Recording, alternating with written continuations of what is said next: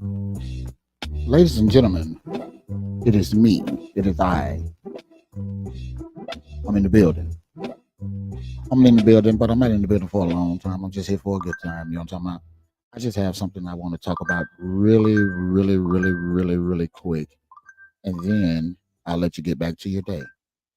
First of all, for those of you that are watching right now, I am Catfish. You know what I mean? And I saw something online that was very, very near and dear to me. Uh, HBCUs, you know what I mean? I have a huge affinity for all of my HBCUs, right? We are in the middle of homecoming season. Mississippi Valley, one of the three HBCUs that I have attended, but it is the HBCU where I have received the majority of my education. They recently had their homecoming, and under normal circumstances, I do not miss homecoming. I go hard for my homecoming, especially for Mississippi Valley State University. This year was an unfortunate year that I had to miss homecoming because I had to attend a funeral that was the same weekend as homecoming. And for me, that was so much more important than going to uh, a homecoming game. But for those of you that are not really into the HBCU culture, what you have to understand is it is more than just about a football game. It is more than just about being able to go to uh, see the bands, and it's more than just going to see your fraternity brothers or your sorority sisters. It is more than just that. And one of the things that resonated with me was a post that I saw by another HBCU alum. She attended Jackson State University. Um, but what she said, I'm going to just read what she posted.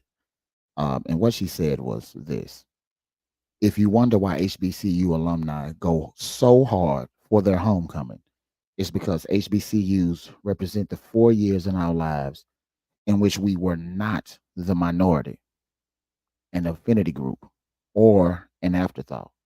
It is black, sacred ground. And those words resonated with me so much because the truth of the matter is, it is exactly that. For a lot of us who grew up in uh, diverse towns, we understand that for a lot of our upbringing, we had to deal with so much in terms of race relations that when we went to an HBCU, we went to a place that we felt like we belonged for so many of us growing up. And even once you leave the university and you get into the real world, you understand that uh, you kind of go back to being a minority. You go back to almost to the point of not saying that you don't matter, not saying that you don't care, not saying that you don't exist, but there are times where we feel so little, so minute that going back to those HBCUs for that weekend is something that uh, kind of rejuvenates us, right? Um, and so it is important for us to understand, know, and respect the fact that these HBCUs play a very, very important part in the lives of so many people. Uh, right here, I'm also looking at. a list of all of the HBCUs, right? And I'm looking at a list of all of the HBCUs, and the wonderful thing about it is that no matter what HBCU you attended, um, it is all love from each university, right?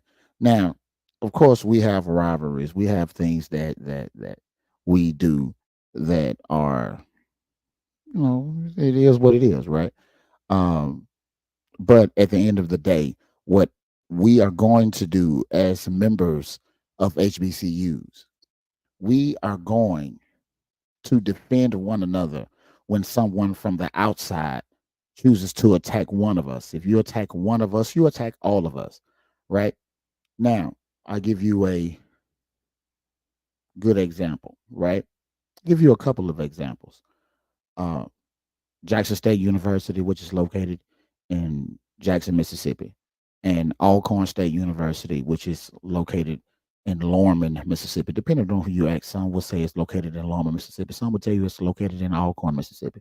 It is what it is, right? I attended Alcorn State University as well, right?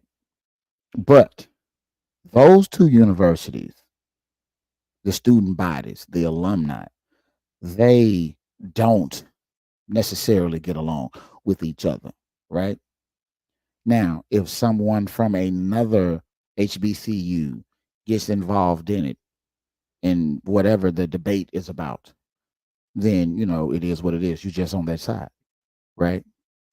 However, someone comes from outside of HBCU culture and says something about Alcorn State University, Jackson State is going to put their rivalry to the side, and we're going to go ahead and we're going to uh, jump on Alcorn side. We're going to defend Alcorn because at that point, it's not about Alcorn itself. It is about defending HBCU culture. It is about that, and what we don't want to do is ever have someone from the outside come in and disrespect HBCU culture, right? There's also the from the MEAC side. You can look at well, formerly uh, Hampton and Howard, right? They look at things to see who is the real HU, and they can have that debate all they want, right? I don't care, right? I graduated from Norfolk State, so it's the hell with both of them, right? However, let someone from the University of Virginia decide to say something about Hampton or Howard. I, as an HBCU alum, is going to come and defend those HBCUs, right? And it is just important for people to understand that the culture at HBCUs is a culture that you will not get anywhere else. You know what I mean? You won't get that anywhere else. We love what we attended. We love the schools that we attended. We love HBCU culture so much. Um, but herein lies the problem. A lot of our HBCUs are heavily, heavily underfunded. A lot of our HBCUs, from an educational standpoint, and I can say this because I am a product of them and I have attended them. A lot of our HBCUs do not have, uh, they're not up to par educationally. They're not up to par structurally. They're not up to par financially with the PWIs. Um, a lot of that falls on various things, right? Let's focus on what we can control. What we can control is our donations to said university, right? We can control that. If we decide that we want to go ahead and become members of the various alumni associations, and that we can go in and we can donate money to the Mississippi Valleys, the Tougaloo's, you know what I mean, to the Elizabeth City States and Johnson C. Smiths and uh, all of these various universities. You know what I mean? Morris College, Morris Brown College, you know what I'm saying? Lemoyne Orange. All of these universities, they need your help. We cannot talk so much about how much we love our university, how much we care for our university when we have attended Texas Southern University and we only come back for homecoming and we only come back for, you know, big rivalry games, things of that nature. Uh, we have to show our love to our university, to our respective universities through our wallets. Whatever HBCU you attended, be it Central State University, be it Lincoln University of Missouri, you know what I mean?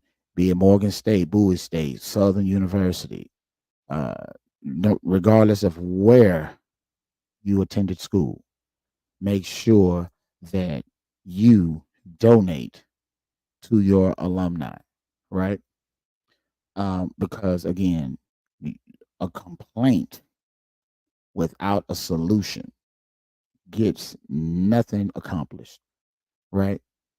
And so we have to be able to do what we need to do for all of our HBCUs. You know, let's give back to UAPB and Stillman and Morehouse and Talladega and Bishop State Community College and all of these universities. They all need our help.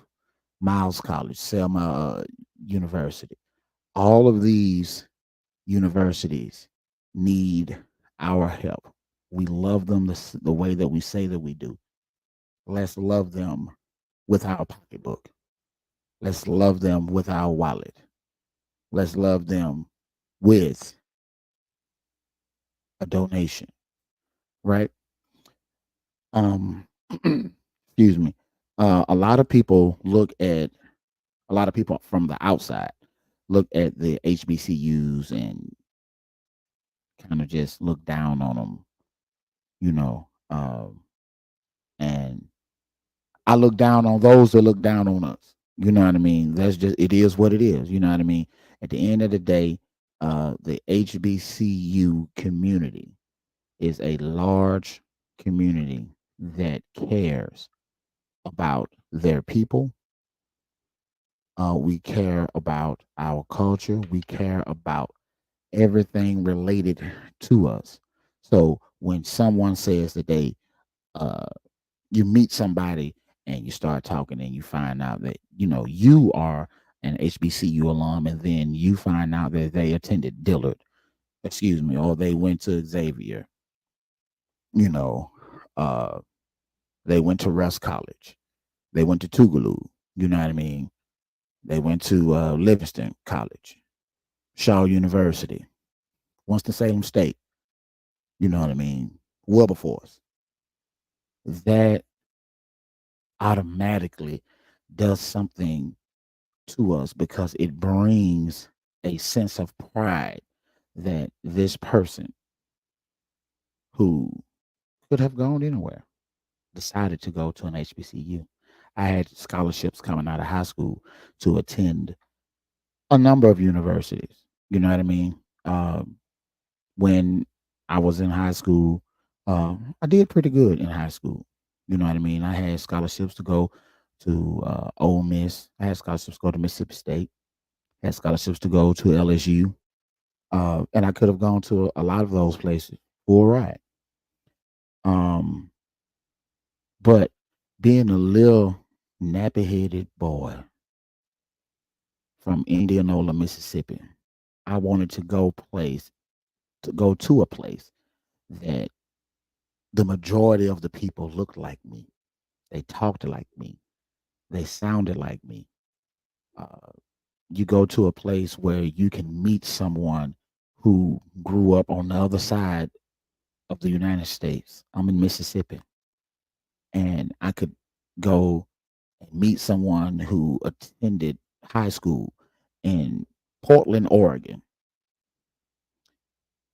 And because culturally we have so many things in common, it is surprising that we have those things in common, right?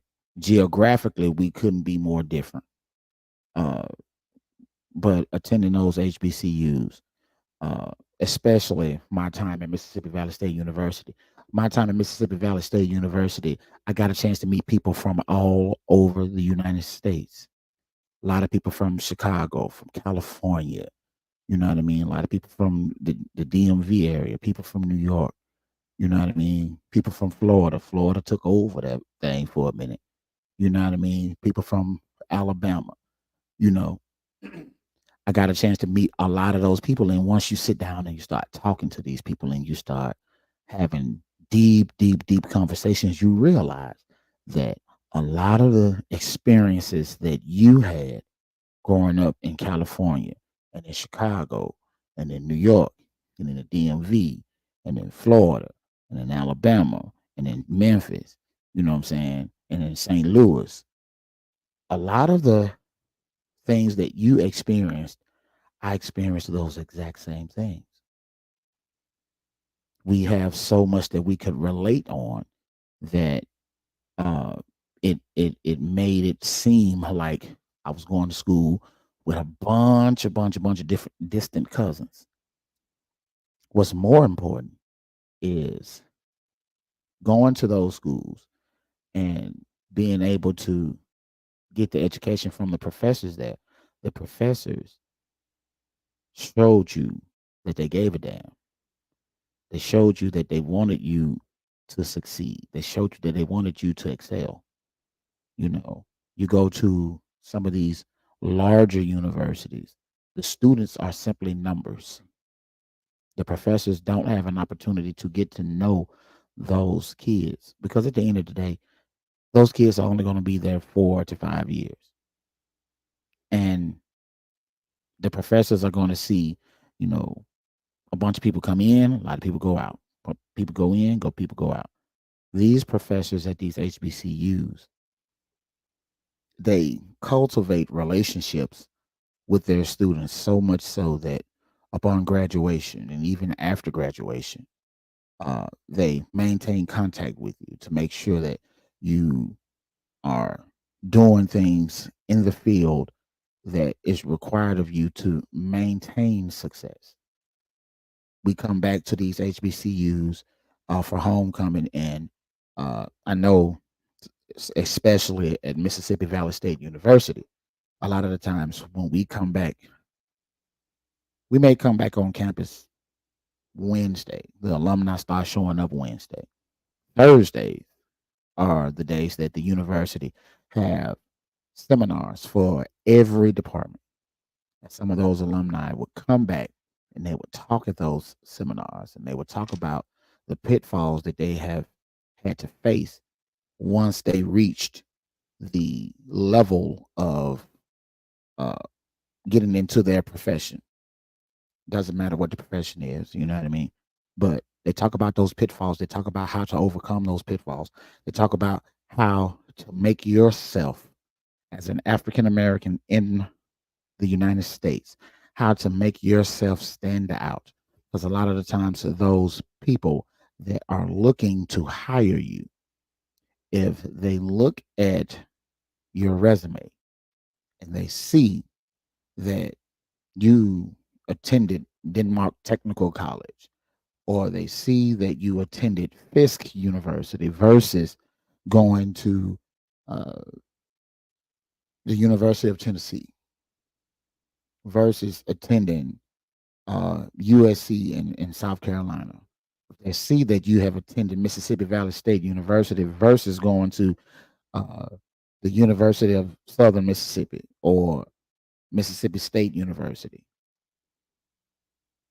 They tend to automatically frown on that resume without even having an opportunity to see who you are and, more importantly, what you can do.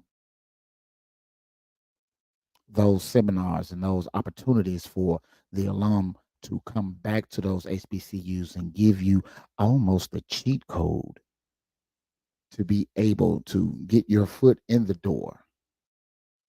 Now, once you got your foot in the door, it's on you to make sure that you stay and stand on your own 2 feet. But a lot of the times, what has happened in the past is that we would not even have the opportunity to even get in the door because our resume says that we graduated from Shaw University, because our resume says that we graduated from the University of Maryland Eastern Shore, because our resume says that we attended Grambling State University. The alum are going to help you. They are going to help you. I tell a lot of times when I go to Mississippi Valley State University, or even when I am talking online with some of the people that I attended Norfolk State with, I talk to them and I coach them and I tell them, okay, these are the things that you need to do in order to get where you want to get, in order to be where you want to be, right? Those are conversations that people that attend the PWIs don't necessarily have to have.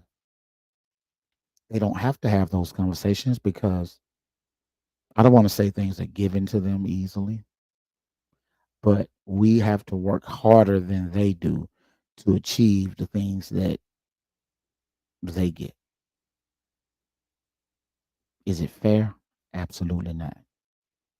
A person from the University of Alabama and a person from Tuskegee University apply to be an educator. They both have the degree. They both have passed the test that is required for them to be able to teach. Why is it that the person from Tuskegee is going to get overlooked? Because a lot of society says that the HBCU degree doesn't carry as much weight as the degree from the PWI, which to me is bullshit. If an a 21-year-old person has sacrificed 4 years of their life to be able to obtain a degree, if they have the qualifications, they should be offered the job. Plain and simple, right? But these are things that HBCUs have to deal with, and the the United States government has recently stated that a lot of HBCUs are owed billions of dollars. Imagine if we had gotten that money when we were supposed to have it. The state of a lot of these HBCUs would be much, much, much greater. Um, I recall when I was attending Mississippi Valley State University, I was a mass communications major, and we had an opportunity to go to look at other universities and look at their departments and things of that nature. And these people had TV stations on campus. These people had um, radio stations on campus that were utilizing technology that we just did not have access to. We had to have a TV class, but we had to travel 2 counties on our own. We had to travel 2 counties over to go to the TV station there just to take classes, right? We had the room at the time for our own TV station. We just didn't have the equipment. And even if we got the equipment, we wouldn't have the staff to be able to educate us on how to utilize that equipment. Now, as you fast forward years later, uh, they do have an operating TV station now, and it is, up to par now. But look at all of those people that came to school during the time that I was a student in college, and those students didn't have access to the basic things that they needed in order to fulfill the requirements for graduation. A lot of us didn't have vehicles at the time, so we still had to find our own way to get from Lafleur County, go through Sunflower County, and into Washington County to go take that class. That is unacceptable.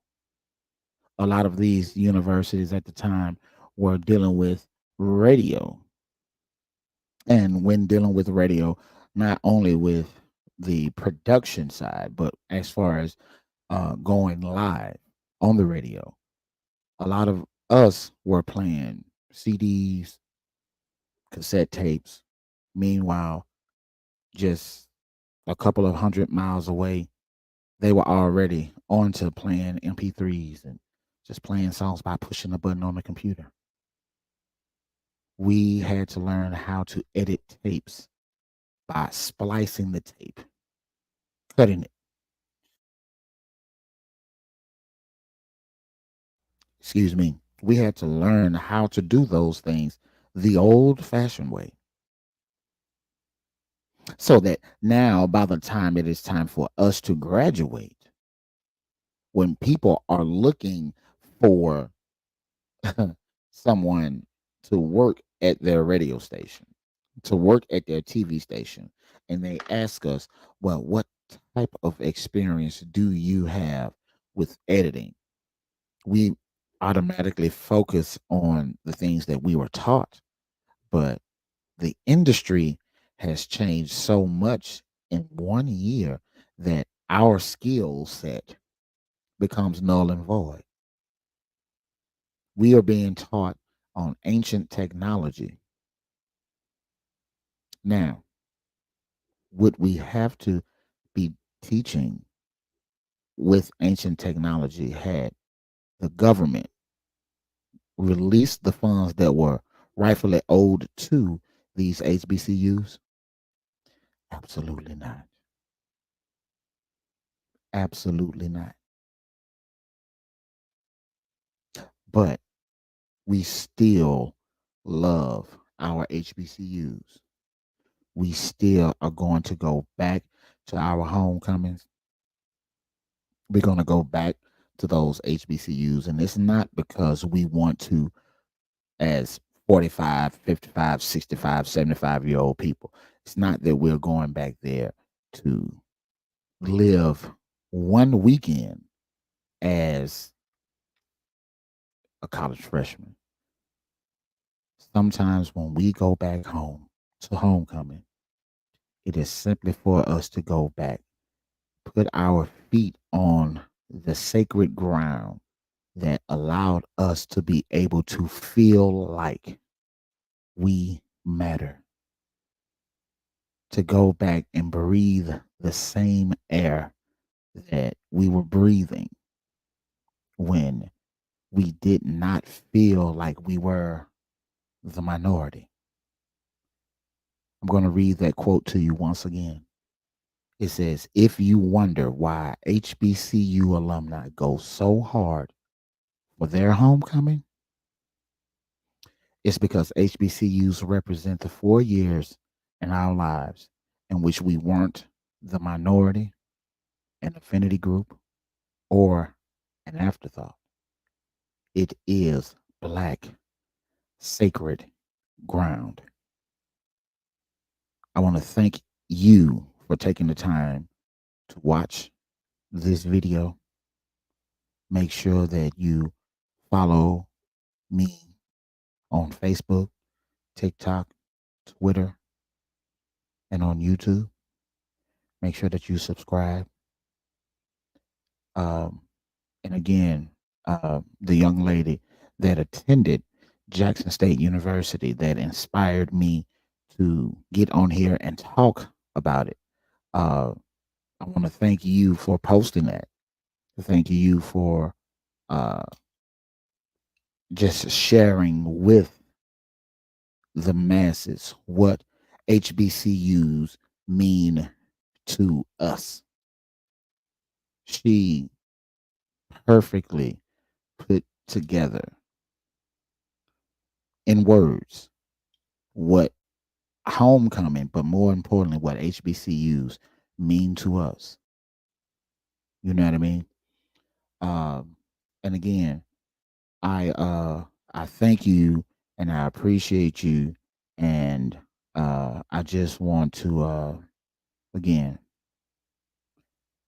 it's HBCU versus everybody. HBCUs versus everybody. You know what I mean? And that's gonna be it. Thank you, and y'all have a good one.